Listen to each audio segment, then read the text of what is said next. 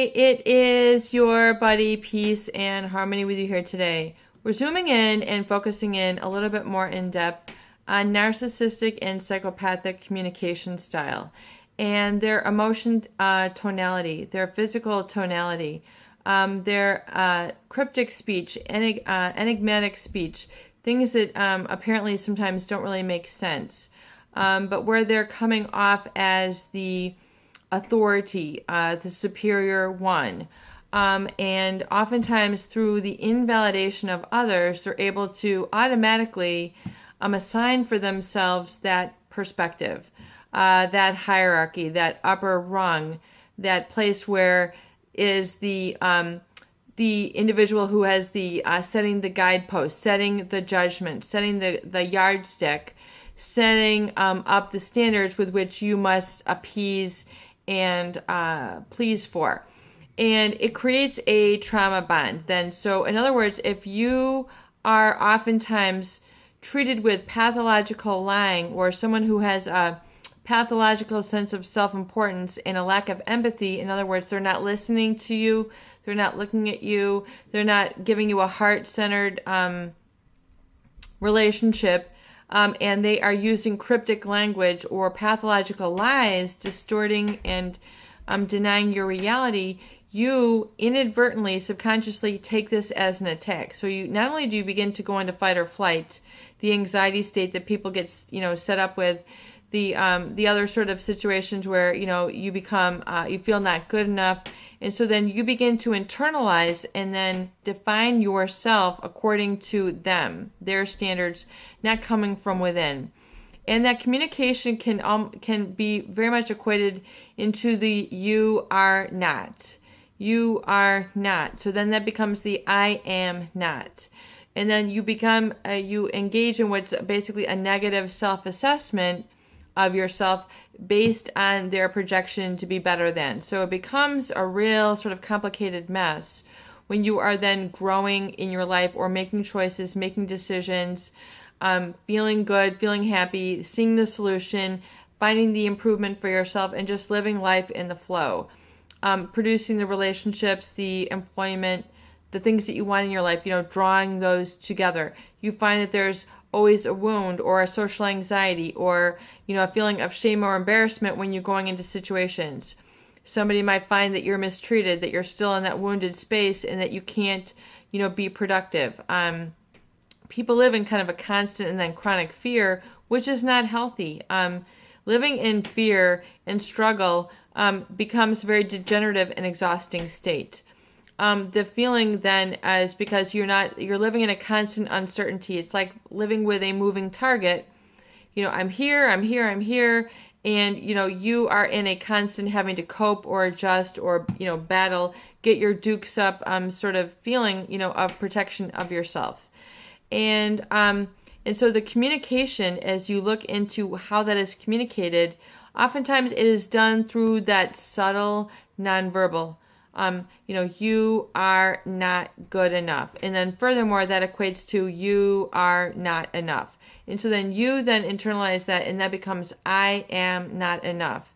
So you are basically swallowing crow. You're basically swallowing that which they have projected, which is their personality problem, and then it becomes your problem. So you then inherit this through a life or a relationship with them.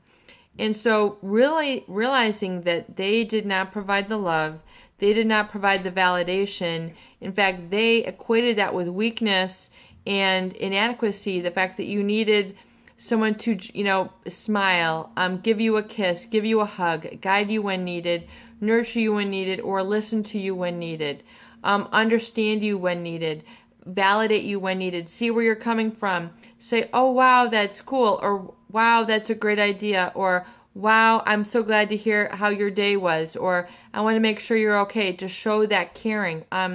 Oftentimes these individuals do not have empathy, so they don't conduct their relationships with such. But what ends up happening is in the relationship, you then become to interpret it, and rightfully so, that I am not lovable. Loving is for wusses, or, what's wrong with me? I need love. And then when you are loving, you feel embarrassed, you feel ashamed, you feel like it's going to be nitpicketed and attacked for being the person that you are. You're going to be scapegoated. You're going to be criticized. You're going to be judged. You feel embarrassed that, you have kind of like this closet narcissist in your life that could like come out like a monster. And then all of a sudden, look, I'm living, a lot of people then feel life in cognitive dissonance, or that they're living a fraud, living an unreal life when they're loving because they weren't allowed that experience. So it's kind of like love is like a language. You have to use it to become fluent in it. You have to exercise it to allow it to be. You have to, it's just like learning a second language. If you don't use it, if you only keep it stuck in your head, you're not going to learn your second language. You're not going to learn English. You're not going to learn Spanish. You're not going to learn German, or, if you don't use it. So love is very much the same way. And you might feel like, I don't say it quite right, I don't do it quite right. But as you use it and, you are then engaging with other people who speak the same language and give you feedback and then converse with you in that language, then you can speak it. You're surrounded with it. You have what we call applied knowledge. So love is very much the same way. If you don't apply it, if you don't use it, if you don't experience it, it becomes this unknown, it becomes scary. What do it's just like, it reminds me of, Native Americans, who were the indigenous people of the United States, who lived in all over in this land, and they did not segregate the land. They did not think of land as something that you could own. It was part of the Great Spirit and Mother Earth, and you don't own land. So that concept was foreign to them. And then during the takeover, which is a horrific situation, too horrific beyond tears to even think about or discuss right now. But their land, as it was taken to them, their religion and their worship, as was known to them, was taken from them. And then they were, required to go into schools and then become basically converted to become Christian. And they were not permitted to speak their indigenous tongue. They were not permitted. They were scolded.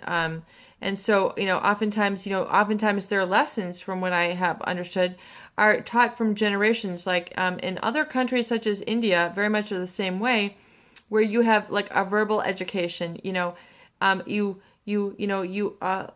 is it called when lessons are passed down to you through this, through the eons, or through verbal communication. I'm thinking there's a specific name for that, when you transfer verbal lessons down through the generations. But it's very much like the same way, like the Native American Indians. You're required to speak narcissistic or be in a narcissistic world, which is opposing to your internal genuineness. It's contrary to, it's not the language. And so you're like, no one is speaking to me, no one is validating me. How come I can't perform in life? How come I have issues now? And I'm really feeling it now. Like, I have a language inside of me. I have a calling inside of me. I have a talent inside of me. I have a desire for relationships, people, things, pets, travel, income, things that I want to do, interests I want to follow up. But I need to get the language out. That's why it's the recovery journal. It's helping you become more fluent and experience the language of your inner calling, your inner soul, your inner talents, your inner interests, which were not validated. You were suppressed or oppressed through the experience and not allowed to flourish and grow because the person's so mean, they're rude.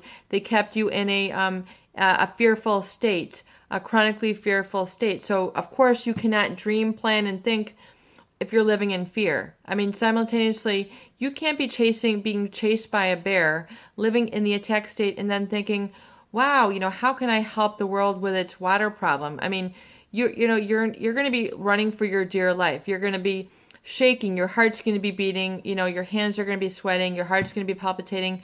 You can't think about higher order things while you're in that fearful state. So that's why it is important to get out from that engaging in that communication style with which hitherto they'll have you believe, feel, and then make decisions from. So if you're making decisions from that I am not state, etc., where they did not give you, where you are not giving the love, where you have that deficit, it's time for you to begin to fill up that inner space with peace, harmony, some solitude, some solace, some contentment, some, mindfulness, from some letting go of that fearful state and regenerating that positive, following up on it through the recovery journal, allowing yourself the moments to experience those positive feelings, inspiration, gratitude, humility, love, bliss, the mystical, the miraculous, attraction, all those things, allowing yourself to plug those feelings in as, and then it'll overwrite